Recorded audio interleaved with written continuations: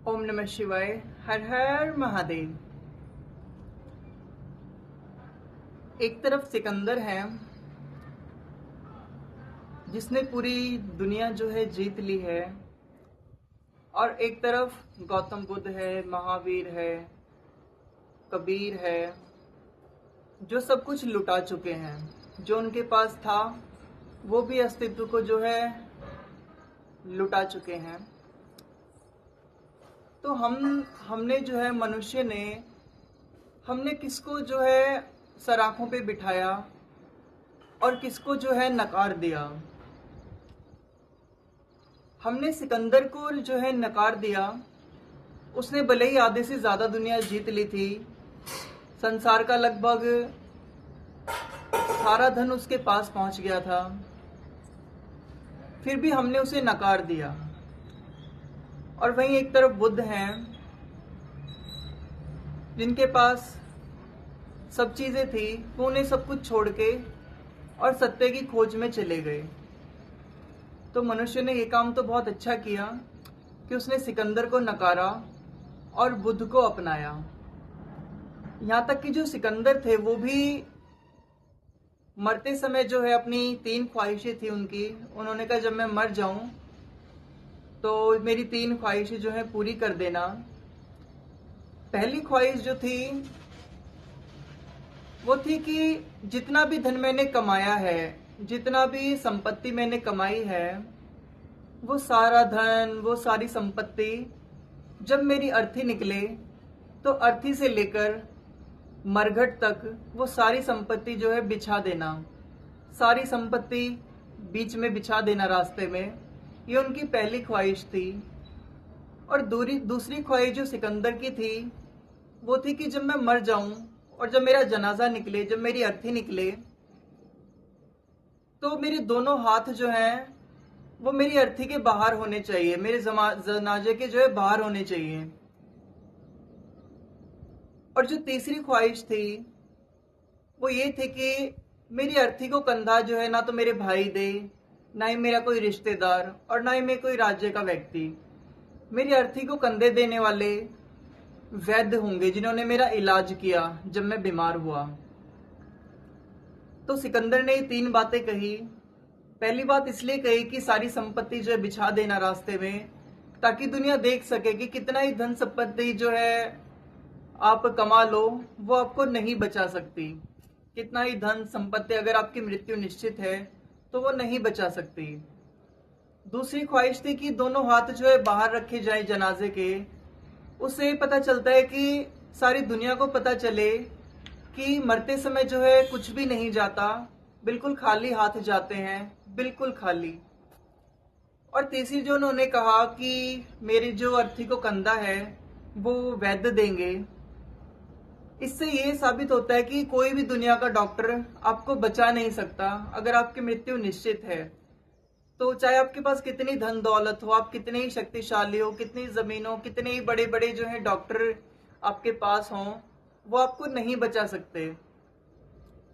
और वहीं एक तरफ बुद्ध है, उन्होंने जब ये चीजें जानी, जब ये इन चीजों के आर पार देखा, तो सब कुछ छोड़कर निकल गए सत्य की खोज में, और उन्होंने सत्य को पाया और संसार को बांटा। इस दुख से इस दुख से जो है मुक्ति का रास्ता जो है उन्होंने जाना, और जो है हर गांव-गांव जाकर सबको जो है सबके साथ साझा किया। ऐसा नहीं है उन्होंने अपने पास ही रखा, सबको साझा किया। तो यही फर्क है एक बुद्ध में और एक सिकंदर में। एक तलवार लिए खड़े हैं पूरी दुनिया को मिटाने के लिए, पूरी दुनिया का धन को कब्जा करने के लिए और सारी वासनाओं को जो है मिटाने के लिए।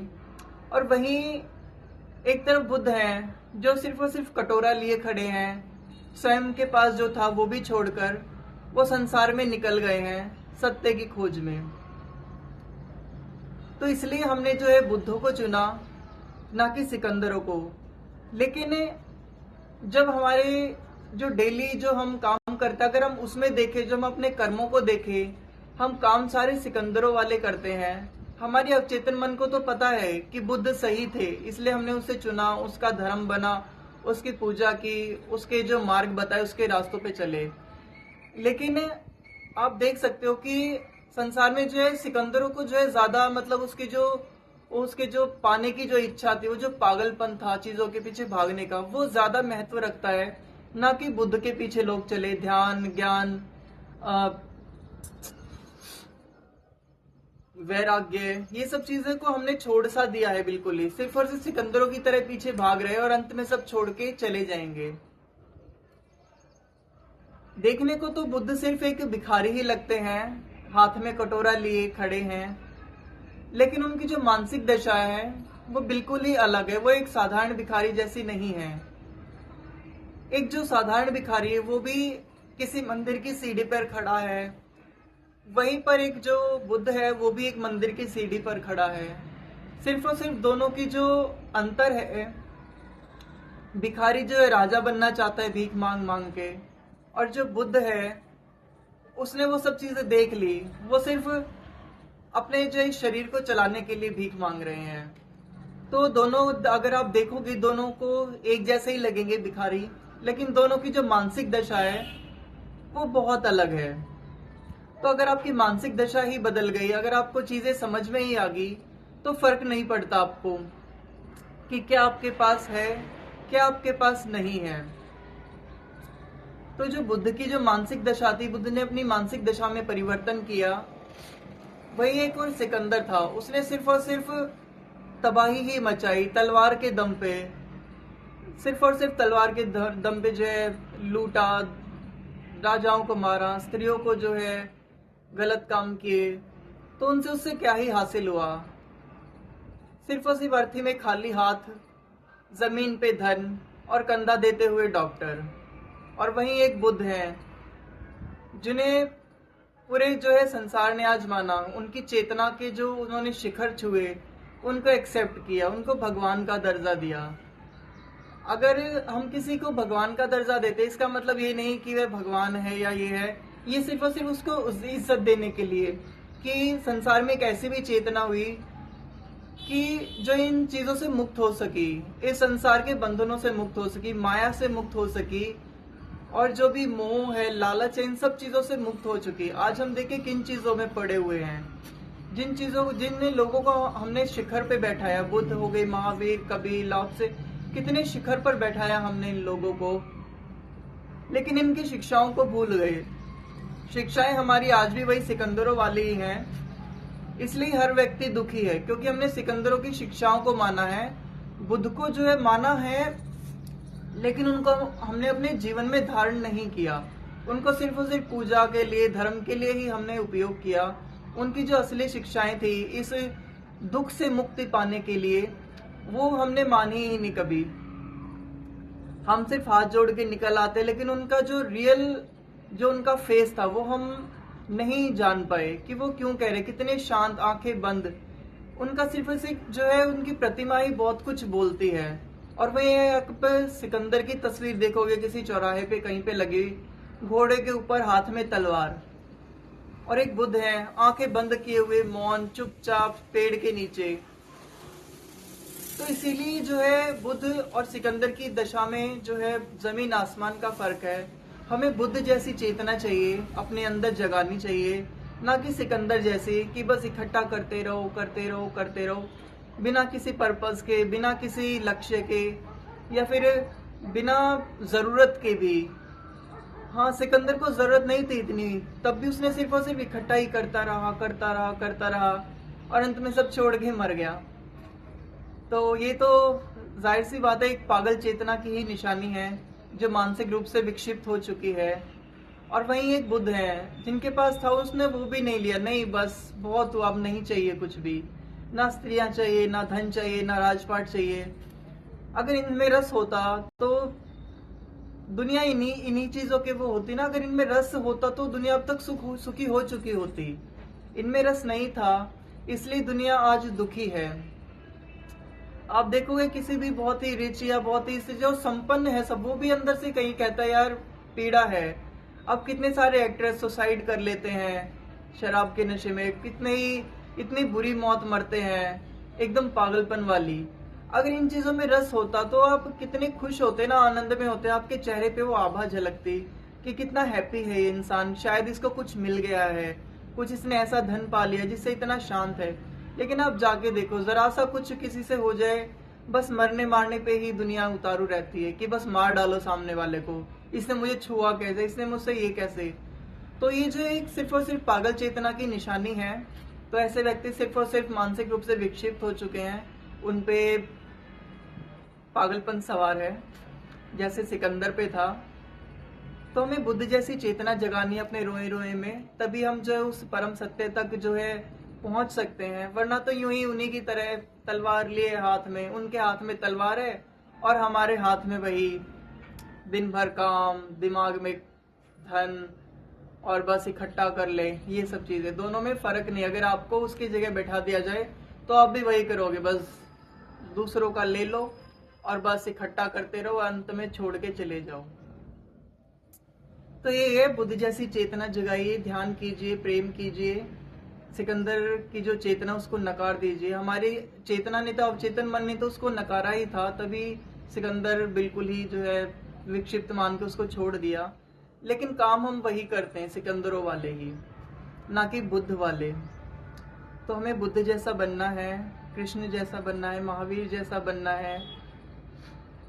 ऐसी ऐसी चेतनाएं जो साधारण से शरीर में जन्म ली इंसान के रूप में, और उन तलों को पाया जो सिर्फ और सिर्फ जो दिव्य चेतना है वही पा सकती है। ये जो हम सभी पा सकते हैं उस परम तल को, बस सिर्फ और सिर्फ हमारे अंदर उसके लिए प्यास होनी चाहिए। अगर प्यास नहीं है तो फिर कोई फायदा ही नहीं है सब कहने का, किसी को सुनाने का या ये सब बातें करने का। अगर आपके अंदर प्यास है तभी आप ये बातें सुन पाओगे, वरना आप नहीं सुन पाओगे। आपको ये चीजें बोरिंग लगेगी, ये क्या है। तो ये वीडियो भी उन्हीं के लिए है जिसके अंदर थोड़ी सी भी उस परम चेतना को पाने की प्यास है, जो सिकंदरों जैसा ना बन के बुद्ध जैसा बनना चाहते हैं, कबीर जैसा बनना चाहते हैं, नानक जैसा बनना चाहते हैं। ये सिर्फ और सिर्फ वीडियो उन्हीं के लिए है। अगर आप सिकंदरों जैसा बनना चाहते हो, सिर्फ दुनिया जीतना चाहते हो, मारना चाहते हो, इकट्ठा करना चाहते हो, तो फिर नकार दीजिए इन सब चीज़ों को, इस वीडियो को भी छोड़ दीजिए। तो इस दुनिया में हमेशा ऐसी चेतनाएं तो रहती ही हैं जो बुद्ध महावीर को जो फॉलो करती है, उनको मानती है, उनके जैसा बनना चाहती है। एक प्यास तो रहती है। अंत में जो है वही शांति के हकदार हैं, वही जो है परम शांति के हकदार हैं, और वही उसको जो है उसका अनुभव कर सकते हैं। बाकी तो बस यूं ही आएंगे और जाएंगे, उन्हें पता भी नहीं चलेगा ये सब क्या चल रहा है दुनिया में। सिर्फ माता पिता ने, सोसाइटी ने समझा दिया कि बस पैदा हो जाओ, पढ़ लिख लो, बच्चे पैदा करो, बहुत सारा धन इकट्ठा कर लो और फिर छोड़ के चले जाओ। जो इन चीजों को नकारेगा असल में वही एक जो है हायर कॉन्शियसनेस लेके पैदा हुआ इस जीवन में, एक हायर लेवल पे जो है वो उसने इस जीवन को धारण किया है। उसकी पिछले जन्मों की यात्राएं बहुत अच्छी हैं। वरना अगर आप इन्हीं चीजों में फंसना चाहते हो तो बिल्कुल फंसे रहिए। कितना ही आपने जो है हैप्पीनेस पा ली, कितनी ही जो है आपने प्रेम पा लिया अब तक, कितना ही आपने इकट्ठा कर लिया, क्या कर लिया, कुछ नहीं किया, सिर्फ और सिर्फ दुख ही दुख दुख। तो अगर इन चीजों से मुक्ति पाना चाहते हो तो बुद्ध जैसे, महावीर जैसे, कबीर जैसे, नानक जैसे लोगों को फॉलो कीजिए। ऐसे लोग आज भी हैं जीवन में, इस दुनिया में हमेशा रहे हैं रास्ता दिखाने के लिए। तो अगर प्यास है तभी आप कुएं की तलाश करोगे, अगर प्यास ही नहीं है तो कुआं कोई मायने ही नहीं रखता, चाहे इसमें कितना ही मीठा पानी हो। तो बिना प्यास के तो कोई फायदा ही नहीं है सब चीज़ों का। तो सबसे पहले प्यास जगाइए, और आज नहीं तो कल ये प्यास तो जगनी ही है, क्योंकि अंत वहीं पर है। हम उस चेतना को धारण किए बिना इस पृथ्वी से नहीं निकल सकते।